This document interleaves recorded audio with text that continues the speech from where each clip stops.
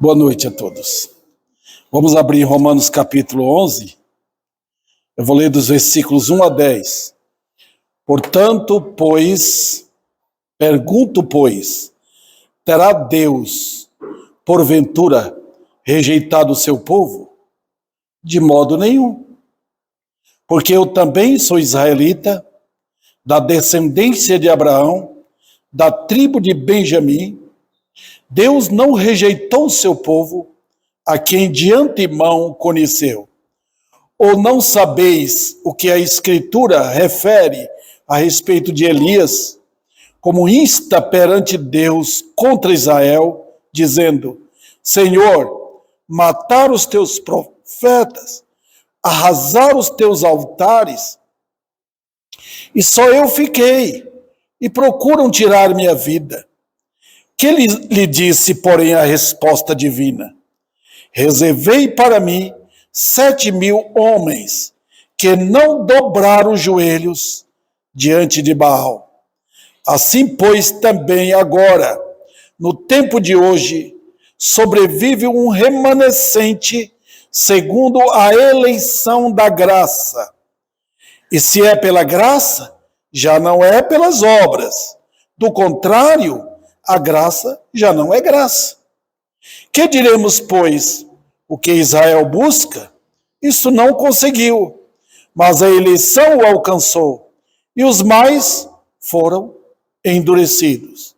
Como está escrito, Deus lhe deu espírito de entorpecimento, olhos para não ver e ouvidos para não ouvir, até o dia de hoje.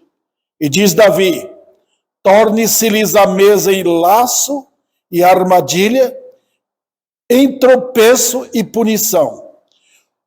Escureçam-se-lhes os olhos, para que não vejam, e fiquem para sempre encurvadas as suas costas. Vamos orar.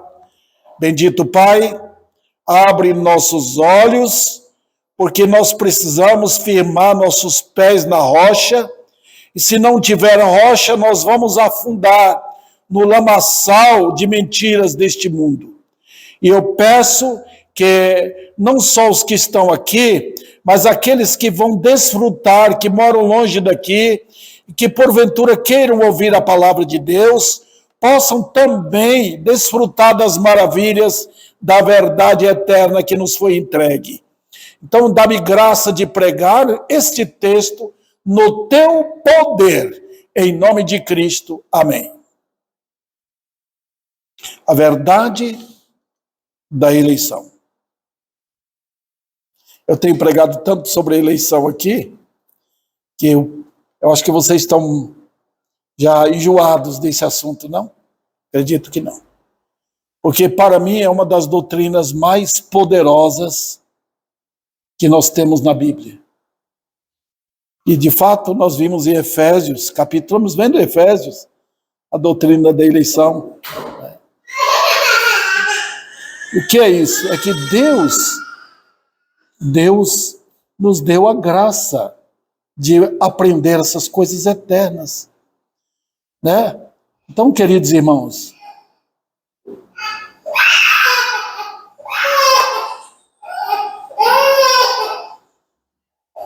muito bem.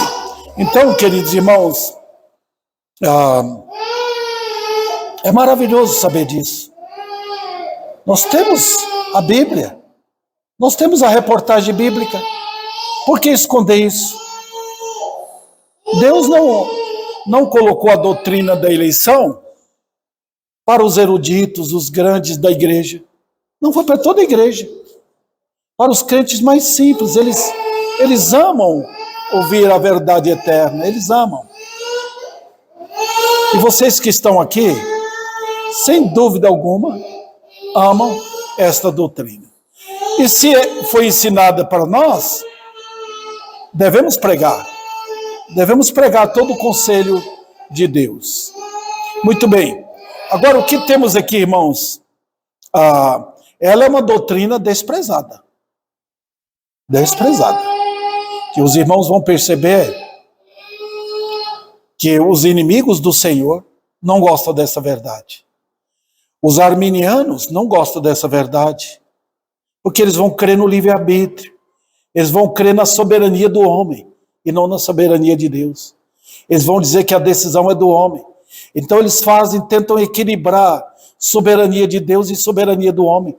Como pode? Não tem jeito. Deus é Deus e nós somos o quê? Nada.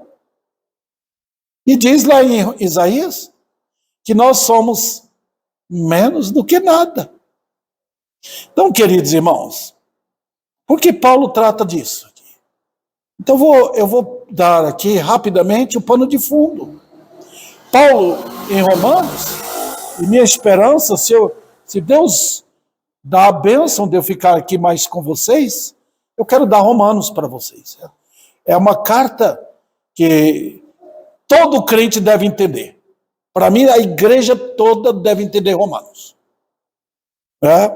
Então, o que Paulo trata aqui? Vamos lá. Romanos 11. O que Paulo trata em Romanos 11? Ele dá o toque final, é o acabamento, irmãos, do que Paulo falou anteriormente. Romanos 11, em termos de doutrina, é Paulo passando a tinta bela no acabamento da matéria que ele deu. Está chegando ao fim.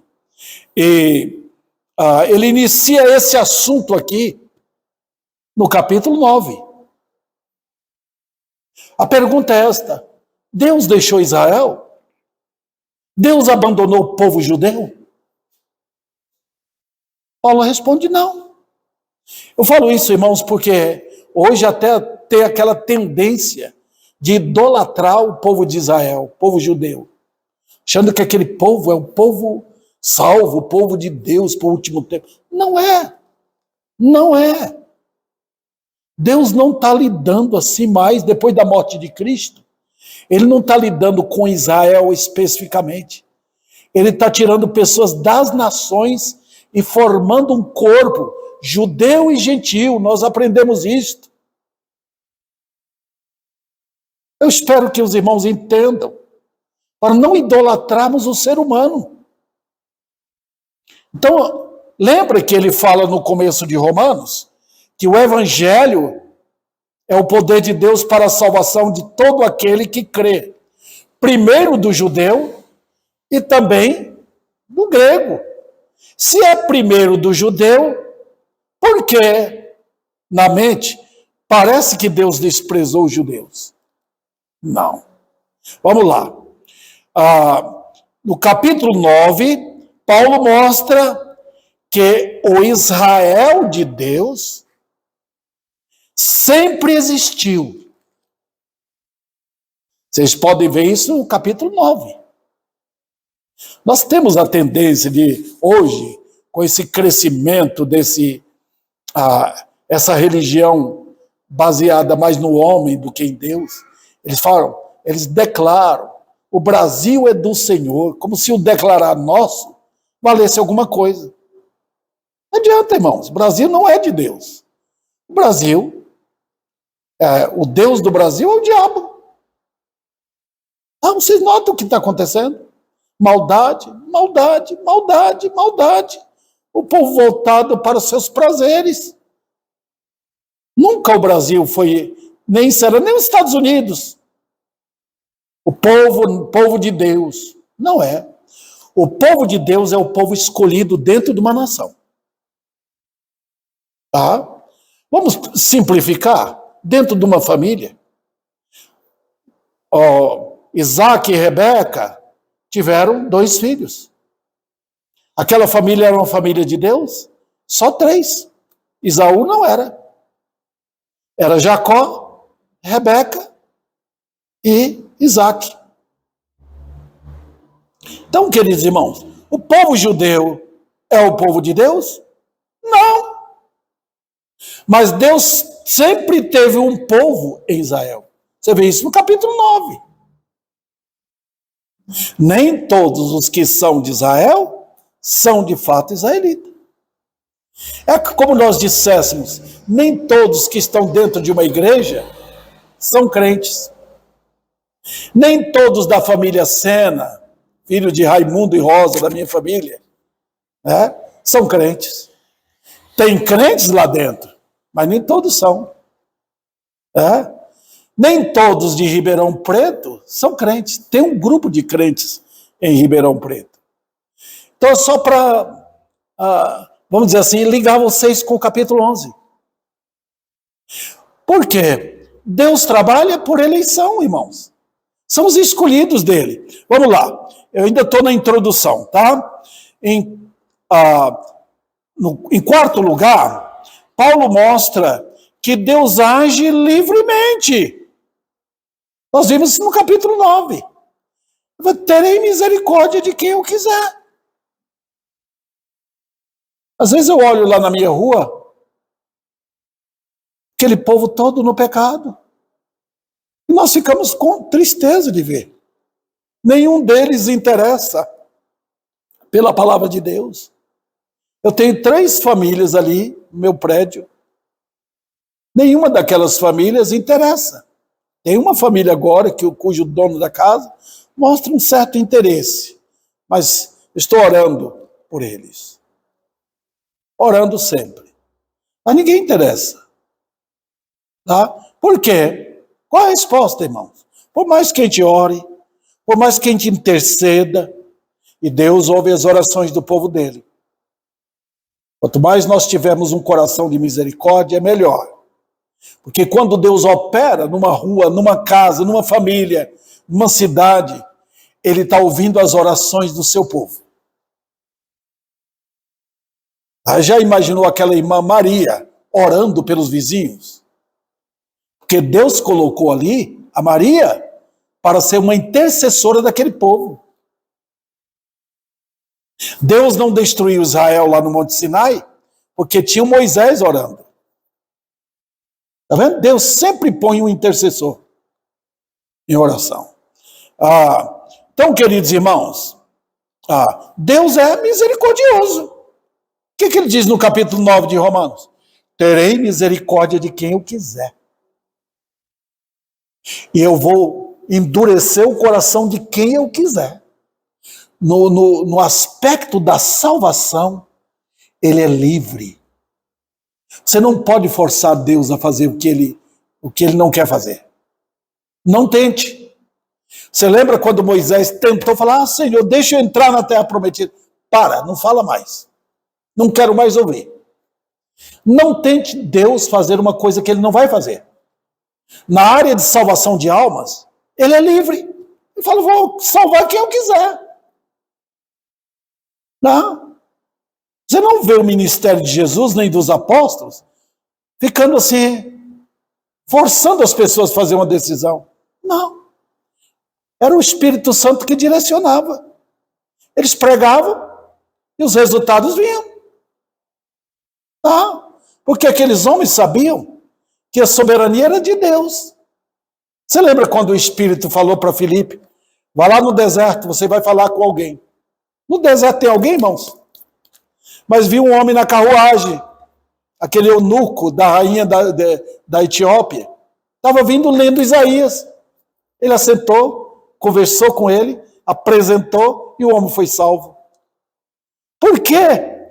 Porque é soberania. É Deus que age. É isso que o capítulo 11 traz para nós, queridos irmãos. Outro detalhe. No capítulo 10, eu comecei com o capítulo 9 e o capítulo 10. O capítulo 10 de Romanos, irmãos, Paulo trata a maneira evidente dos eleitos achegando a Cristo. Como é que os eleitos achegam? Ele trata isso no capítulo 10. Pela fé. Então, está vendo como soberania no capítulo 9, fé no capítulo 10. É pela fé. Então, nós pregamos o evangelho para quê? Para que aqueles que creem apareçam. Tá? Você prega, os eleitos vão crer. Às vezes você está pregando e ninguém é salvo. Você lembra do ministério do profeta Isaías? Ele passou pregando a vida toda para não converter nenhuma pessoa. né? É claro que a gente quer, no coração da gente, eu realmente gostaria de ver lotado isso aqui, de pessoas querendo ouvir a verdade. E quando chega um ou dois, duas ou três pessoas, estampa alegria em nós, porque a gente está querendo ver isso. Eu não estou interessado em lotar o meu salão só porque eu gosto de ver lotado. Eu quero ver pessoas chegando por causa desse livro aqui, querendo ouvir a verdade. Tá? É isso que nós queremos. Outro detalhe, irmãos, como conhece a fé dos eleitos? Os irmãos sabem que hoje todo mundo crê. Todo mundo hoje é evangélico. Todo mundo aqui no Brasil. Todo mundo está fazendo suas orações. Todo mundo fala que vai para o céu. Todo mundo está sentindo bem. Todo mundo levanta a mão, achando que Deus vai enviar bênçãos únias adentro. Por isso que eles fazem isso. Ou espantar maus olhados. Não é verdade, irmãos. Como é que conhece os crentes? Não são os que creem? Não todo mundo crê? Os irmãos sempre ouviram de mim aqui que tem dois tipos de fé. A fé natural e a fé verdadeira. Tem a fé que até os demônios têm e eles creem. Né? Mas não é essa fé. Todo mundo crê. Pilatos não creu? Herodes creu. Judas creu. Mas eram ímpios, destinados ao inferno. Mas tem a fé que é chamada fé dos eleitos. A fé que foi entregue aos santos. Então a fé é um tesouro que vem do céu. Deus não dá para qualquer um. Você vê quando a fé é falsa, a pessoa vai anda um pouquinho, vem na igreja, depois esmurece e escorrega de novo, vai para o mundo, porque é o lugar dele. Né? É igual peixe, irmão. Se você tira um bagre do rio, ele vai viver um pouquinho lá fora, ele vai pular ali fora, tá? Mas se ele puder escorregar para dentro da água novamente, que é o lugar, o habitat dele. Se tem alguém que tem apenas a fé natural que todo mundo tem, vem para a igreja, está apenas procurando uma bênção, está apenas querendo ser bem sucedido, fez uma promessa para pagar, é fé? É. Mas não é fé que foi dada aos santos. Não. Então, o capítulo 7 mostra, eu digo o capítulo 10 de Romanos, mostra que qualidade de fé é essa. Tá? É a fé perseverante, é a fé que vem pelo ouvir, irmãos. Olha, você pode ter certeza que os eleitos de Deus têm um ouvido apuradíssimo para ouvir a palavra de Deus. É impressionante. Eles gostam daquilo, eles amam aquilo. Vamos adiante, irmãos.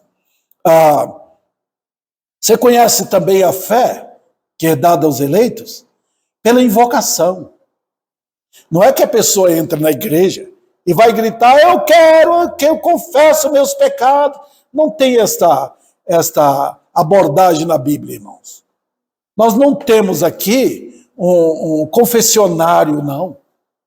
O pastor escondido e a pessoa lá naquele buraco falando com o pastor dos seus pecados. O lugar de confissão é o coração. Às vezes alguém se converte, você nunca viu assim a pessoa abrir a boca e dizer seus pecados. Mas lá dentro ele sabe o que é confissão. Ele ama a palavra de Deus. Ele entende. Ele recebe com alegria. A pessoa que confessa, ele não esconde quem ele é. Ele é aquilo ali. E prova amando a palavra de Deus.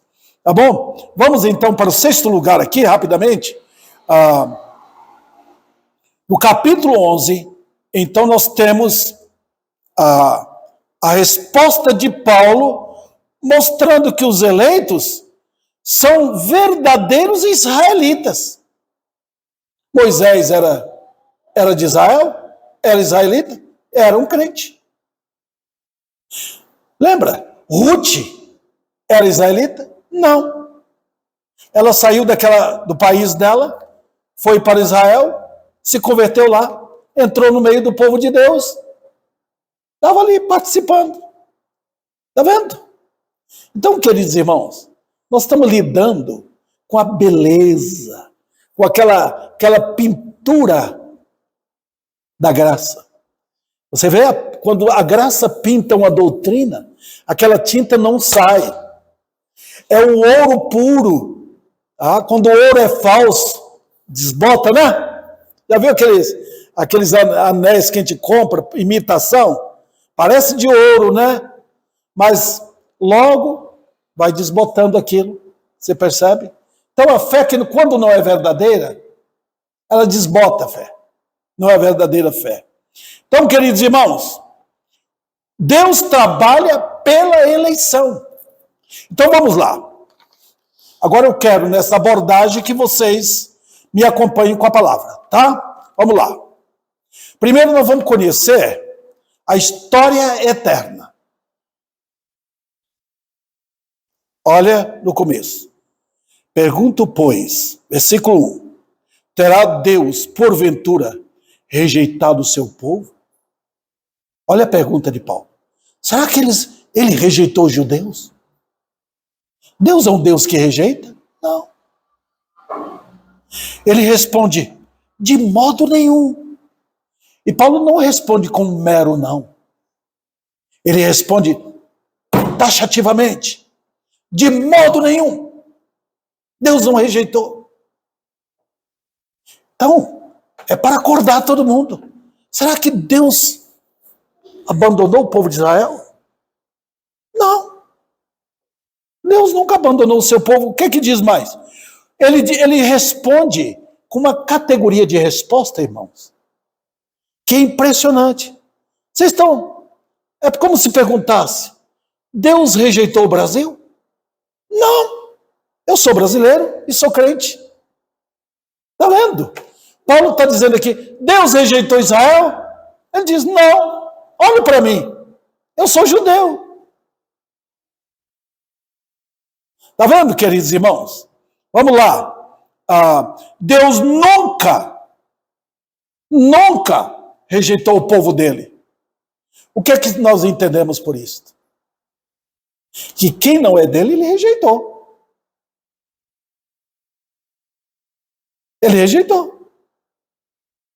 Mas eu pertenço. Lembra quando Jesus vai falar para muitos? Senhor, eu estive na igreja, eu pregava nas ruas, expulsei demônios, Senhor estava conosco. Ele vai falar o quê? Nunca vos conheci. Nunca. Apartai-vos de mim, vós que praticais iniquidades. Está vendo? Ele rejeitou? Rejeitou porque não é dele. Ele diz, não conheço vocês. Queridos irmãos, um pai ou uma mãe rejeita um filho? Pode até acontecer. Eu já contei para os irmãos de um moço, um americano que foi para a guerra, voltou deformado, faltando uma perna, foi quase mutilado, e foi para a casa dos pais dele, os pais abriram a porta, quem é você? Sou seu filho que foi para a guerra. Não, nosso filho não era assim. Nosso filho era bonito, era completo. Você não é nosso filho. Rejeitou o menino. Ele morreu numa profunda tristeza. Deus rejeita o seu povo? Não. Ele nunca rejeitou. Ele sempre lidou com o seu povo com uma presença maravilhosa.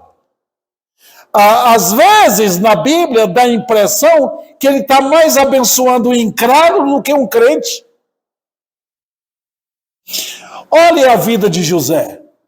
Ele foi lá para o Egito, e no Egito Deus abençoou a casa de Potifar, porque José estava trabalhando lá na casa de Potifar, enquanto Jacó estava sofrendo profunda tristeza lá em Canaã, por ausência, pensando que o filho tinha sido morto. Mas Deus rejeitou Jacó? Não. No tempo próprio, ele falou. A ausência de Deus, os dias e anos de escuridão, não significa ausência de Deus. Os irmãos sabem disso. Não tem dias para nós que parecem serem dias difíceis e Deus não está ouvindo a gente? Mas os irmãos, ilustrando, quando as nuvens cobrem o céu, que você não vê sinal de luz do sol, parece que vai escurecer, o sol foi embora? Não! O sol está ali. Então, Paulo diz aqui, Deus não rejeitou o seu povo.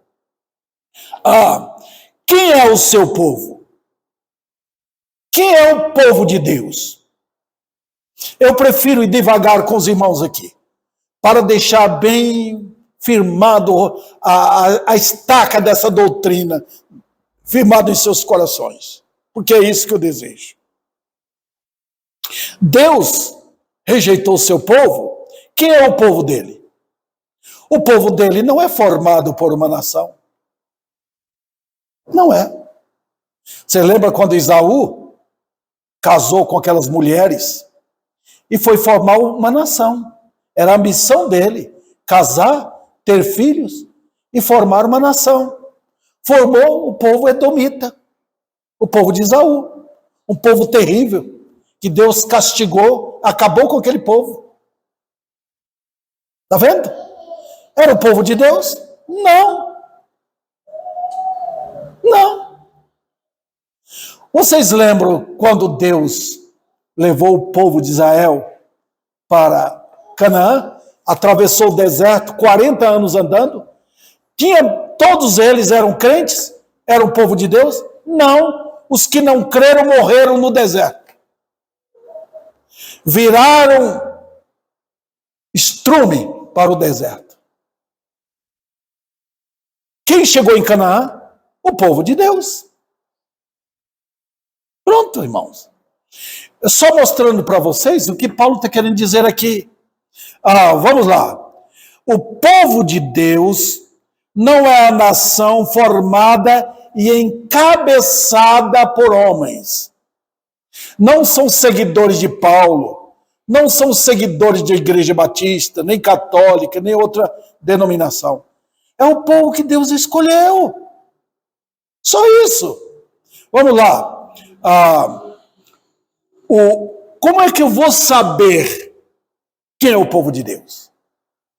Agora nós vamos para a linguagem de Deus. Veja o versículo. Versículo 2. Deus não rejeitou o seu povo, a quem de antemão conheceu. Nós estamos lidando aqui, irmãos, com a beleza, a glória dos poderes de Deus. O Deus onipotente, o Deus onisciente e o Deus onipresente. Ele conheceu o povo dele de antemão. Talvez uma jovem vê o moço e goste dele e quer casar com ele. Fala com os pais. Mas não foi o caso que nós conhecemos a Deus. Foi ele que conheceu de antemão. Quando foi que ele conheceu? Eu não tinha nascido. Moisés não tinha nascido. Abraão não tinha nascido. Abel não tinha nascido. Não tinha ninguém. E a Bíblia fala que ele conheceu o povo dele. Como pode? Deus não é limitado ao tempo. Eu me lembro quando a Virgínia, minha nora, estava grávida do Theo. Sabia que o Theo viria. Ele estava ali. Ela não podia ver o Theo. Ela não podia abraçar a criança. Estava lá dentro. Tá? Mas Deus conheceu o povo dele. Eu posso dizer, Deus conheceu Davi de antemão. Se você quer lidar com o Todo-Poderoso, você tem que entender isso. Ele me conheceu de antemão. Dona Rosa e seu Raimundo nem existiam. Então, pegue todos os eleitos. todos os milhões de eleitos que estão no céu, os que estão aqui na terra, pega todos eles. Deus os conheceu quando? Quando eles fizeram uma decisão? Deus conheceu a Maristela quando ela fez uma decisão? Não! Conheceu de antemão. É por isso que ele chamou Maristela no tempo certo. Ela nem sabia. Vamos imaginar aqui, irmãos, Zaqueu, cobrando impostos lá, pecador, todo mundo odiando ele porque ele trabalhava para o governo romano. Ele não sabia nada, mas o Senhor já tinha conhecido Zaqueu de antemão. E quando ele chegou na casa de Zaqueu, estava ele lá em cima da árvore, querendo ver Jesus. Deus, Zaqueu, desce, eu vou para a tua casa. Então ele não sabia que Jesus já tinha na agenda dele marcado para o encontro. Olha que coisa fantástica, irmãos. Eu dou outra ilustração. Vocês lembram que quando ele falou para Jeremias, ele chamou Jeremias para pregar. Você vai pregar para os gentios. Você vai pregar para o povo judeu. Mas eu, Senhor, não sei pregar. Falou, não fale nada. Estou usando minha linguagem. Porque antes de sua mãe ficar grávida de você, de ter concebido, de anunciar para todo mundo, eu estou grávida. Eu já lhe conhecia. Como pode uma coisa dessa? Deus já conheceu o seu povo antes? Conheceu. Eu posso dar outra ilustração? Você lembra quando aquele profeta chegou para o rei, o perverso Jeroboão, que construiu um altar para ele, para a idolatria dele? Ele falou, Deus vai levantar um rei chamado Josias, que vai destruir esse altar. Sabe quantos anos depois Josias nasceu? Uns 300 anos depois. Como é que Deus sabia? Sabia até o nome dele. Porque Deus conheceu todos de antemão. Está vendo? Então a história nossa é uma história que eu só vou entender se eu entender a mente de Deus. Outro detalhe, queridos irmãos. Deus apresenta a história do seu povo como uma história eterna. Os irmãos sabem que eu vou casar agora. A Vívia vai ocupar o lugar da dona Nádia, que já faleceu. Qual a minha tarefa com ela? Amar. Amá-la. Tá? Como eu amava a dona Nádia. Eu vou amar essa que vai ser minha esposa. Quando foi? Assim que confirmamos, dentro do meu coração falei que eu vou amar ela. Mas escute, e quando foi que Deus nos amou? Quando foi? Ele responde, lá em Jeremias, e fala com todo ardor, com amor eterno. Eu te amei. Você sabe o que é amor eterno? É o amor que não teve começo. O mesmo amor que Deus tem pelo Filho, tem pelo seu povo eleito. Isso significa que Ele, nos planos eternos dele, Ele já tinha o povo dele nas mãos dele, nos braços dele, no carinho dele.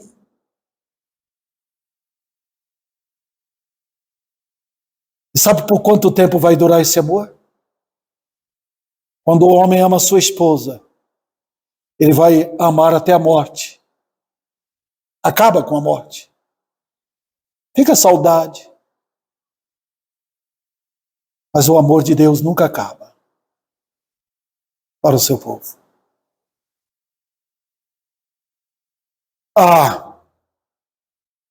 Vocês entenderam isso? Eu acho que é tão difícil. É uma aula tão difícil para nós conhecer. Mas as nossas vidas só podem ganhar vigor quando eu entendo isto. Vamos adiante. Conhecendo agora o trabalho soberano. Agora nós vamos abordar dos versículos 3 até o versículo 7. Vamos lá comigo? 3 a 7. Veja. Senhor, eu quero voltar um pouquinho para o versículo 2 para que entendamos o versículo 3. Deus não rejeitou o seu povo, a quem de antemão conheceu. Ou não sabeis o que a Escritura refere a respeito de Elias, como insta perante Deus contra Israel, dizendo: Senhor, mataram os teus profetas, arrasaram os teus altares, e só eu fiquei, e procuram tirar minha vida. O que ele disse, porém, a resposta divina? Olha Deus falando agora. Elias, eu estou acrescentando aqui, o acréscimo é meu. Elias, reservei para mim 7.000 homens que não dobraram os joelhos perante Baal, diante de Baal. Assim, pois, também agora, no tempo de hoje, sobrevive um remanescente segundo a eleição da graça. E se é pela graça, já não é pelas obras. Do contrário, a graça já não é graça. Que diremos, pois? O que Israel busca, não conseguiu. Mas os eleitos, a eleição o alcançou. E os mais foram endurecidos. Olha, se eu não explicasse esses versículos, já seria o suficiente para vocês entenderem. Mas eu vou explicar, porque é a minha missão fazer isso. Tá? Vamos lá. A primeira coisa aqui. O que pode implicar na ausência de conhecimento? Eu estou perguntando isso aqui, irmãos, para vocês, porque eu estou plenamente convicto do fracasso da igreja no Brasil por falta de conhecimento. Até o nosso presidente costuma usar, ele cita errado o texto de Oséias, mas meu povo foi derrotado por falta de conhecimento. Oséias, Deus está falando com o povo de Israel. Meu povo está assim, destruído por falta de conhecimento meu. É isso que ele está falando. Mas notem, queridos, aqui, o que é que nós temos? Nós temos na vida de um profeta chamado Elias. Os irmãos lembram quando Deus mandou Elias construir um altar lá em Samaria. Naquele tempo o rei era o rei Acabe. A rainha, a esposa dele, era Jezabel. 2 elementos, um casal perverso. Aquela mulher era uma tirana. Era diabólica, Jezabel. E ele era aquele meninão mimado desde pequeno, querendo tudo o que queria, e achou nela a resposta. Um homem perverso, assassino. Então, quando Elias foi lá para fazer aquele altar, é porque naquele tempo, irmãos, o povo, ao invés de adorar Deus, o povo fazia culto para adorar Baal. Baal era um deus, uma estátua. E o povo adorava como adora hoje Maria, como adora a imagem de Aparecida e outros ídolos. Eles adoravam aquela estátua. Um Deus terrível, diabólico, demoníaco. Era um diabo atrás daquilo. E Elias foi como profeta. Que desafio, né? Você enfrentar todo mundo sozinho. É a tarefa de um profeta. Ficar sozinho no meio de uma multidão. E enfrentar a carranca do rei, que foi lá também. E a carranca dos profetas de Acabe. Eram mais de 400 homens. E Elias sozinho. Verdade contra mentira. Então, qual foi o desafio? Elias fez o altar. Fez rego em volta do altar. Mandou encher de água. E pediu, Deus, manda fogo. E Deus mandou fogo. Foi uma derrota tremenda para os profetas de Baal. Todos foram mortos. Mas o que aconteceu com Elias? Foi proclamado vitorioso. O povo pegou, como os jogadores que conquistam uma taça, um campeonato, pega o técnico, joga para cima, pega, joga para cima e pega. Houve isso com Elias? Não. Porque nenhum servo de Deus deve ser elevado depois de uma vitória. Sempre os homens de Deus têm que lembrar que depois de uma grande vitória vem um momento de depressão. Foi assim que aconteceu com Elias. Um homem que desafiou mais de 400 profetas e até o rei perverso, o rei Acabe. Pediu chuva, a chuva veio.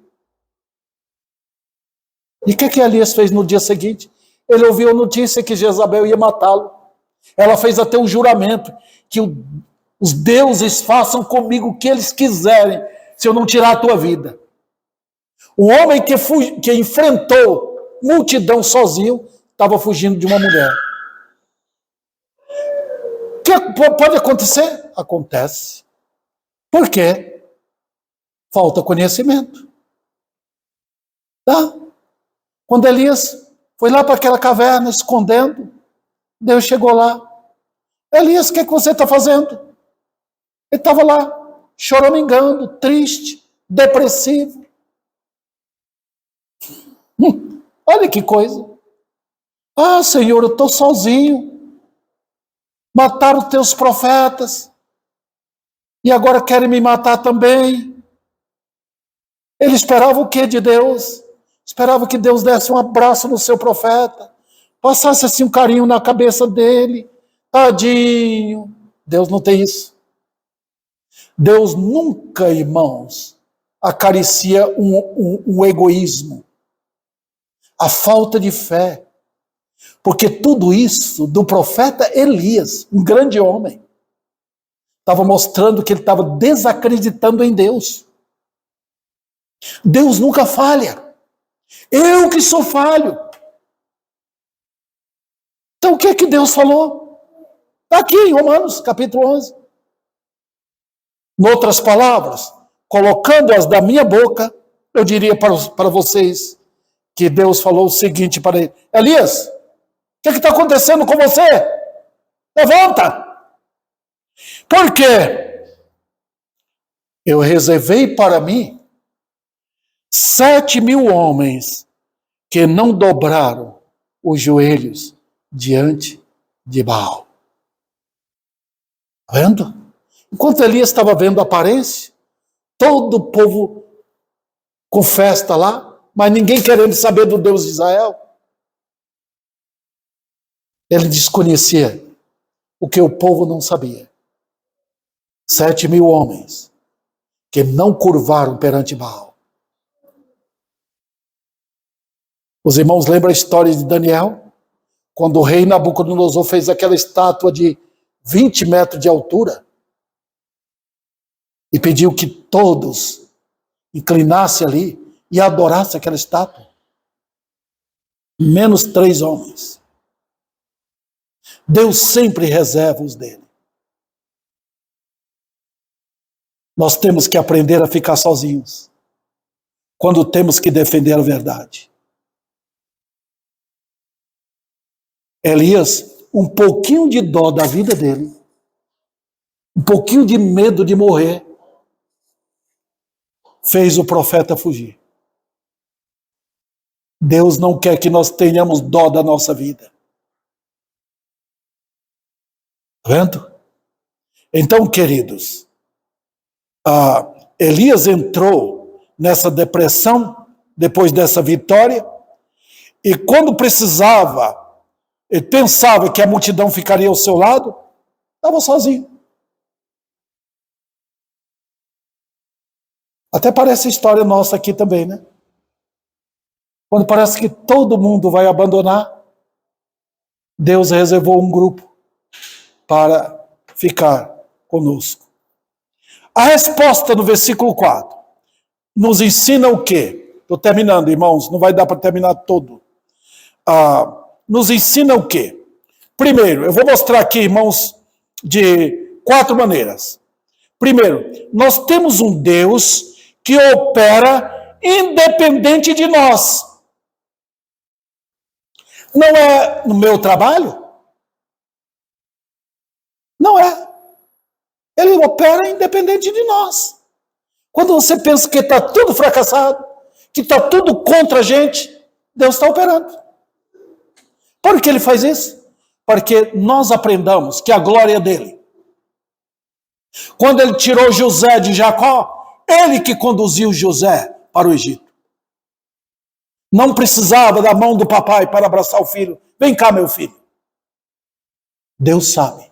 Não tem poder do homem, nem poder do diabo, nem do demônio, nem da morte, nem do inferno, que impeça que Deus opere as obras salvadoras dele e cuidadoras dele pelo seu povo. A segunda lição é a seguinte: nós temos um Deus que conhece os seus. E então é ele que reserva. Ele diz, eu tenho 7.000. Eu reservei 7.000. Enquanto você estava pensando que você estava sozinho, eu tinha 7.000 homens que não se curvaram. Tá? Não era igual você. Você foi reservado para isso. Vendo, queridos irmãos, como Deus opera? Outro detalhe, queridos irmãos, veja,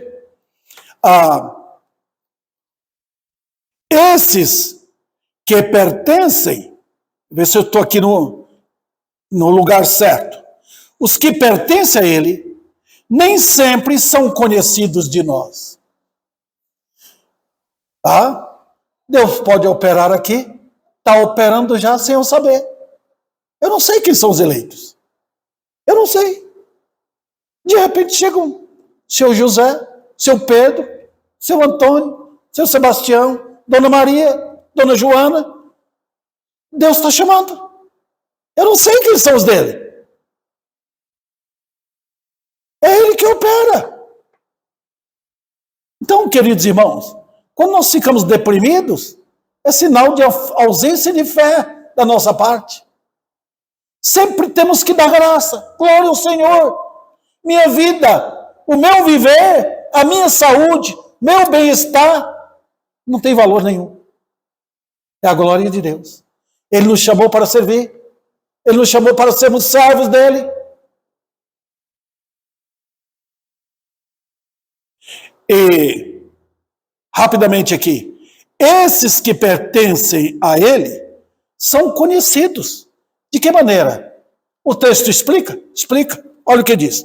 Reservei para mim 7.000 homens que não dobraram os joelhos diante de Baal.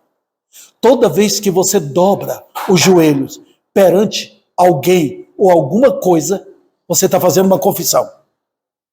Se você abandona Deus para seguir o mundo, você está confessando que você é do mundo. Se você fica com medo de seguir o Senhor para adorá-lo como ele é, você vai confessar outra coisa. Está vendo? Os 7.000 são conhecidos pela confissão. Rapidamente aqui. Paulo esclarece no versículo 5. Veja. Assim, pois, também agora, no tempo de hoje, sobrevive o quê? Quem? Um remanescente, segundo a eleição da graça. E vou encerrar aqui, irmãos, por causa do meu tempo. Sempre Deus teve um remanescente. Sabe o que é remanescente? É aquele povo que sobra. Quando o mundo todo está lá, não querendo nada, indo atrás das suas idolatrias, seguindo os homens, seguindo uma Jezabel, seguindo um rei Acabe perverso, seguindo os falsos mestres, falsos profetas. Deus diz, eu tenho um remanescente. Eu tenho um grupo que você não sabe. Esses são os eleitos. Em Isaías ele chama esse grupo o toco. Está vendo? Quando parece que a madeira está queimada, só fica um pedacinho lá no chão, nasce um toquinho ali. É o remanescente de Deus. É o povo eleito. Que impressionante, irmãos. Veja, essa eleição difere de quê? Das obras. Hoje eu vejo o evangelho que é pregado hoje é o evangelho das obras. É o homem. Mas nota o que diz o versículo 5. Assim, pois, também agora, no tempo de hoje, sobrevive um remanescente segundo a eleição da graça. Está vendo? Tem nada a ver com o homem. Deus que fala é meu. Chama. Está vendo? Quando ele chama, vem. É o poder de Deus. Quando ele opera maravilhas, ele tira Abraão da Mesopotâmia, vai para uma terra que eu te mostrarei. Chamou Zaqueu, eu vou entrar na tua casa. Chamou aquele ladrão na cruz para ser salvo. É Deus operando, irmãos, porque ele tem um grupo chamado o remanescente, o povo dele.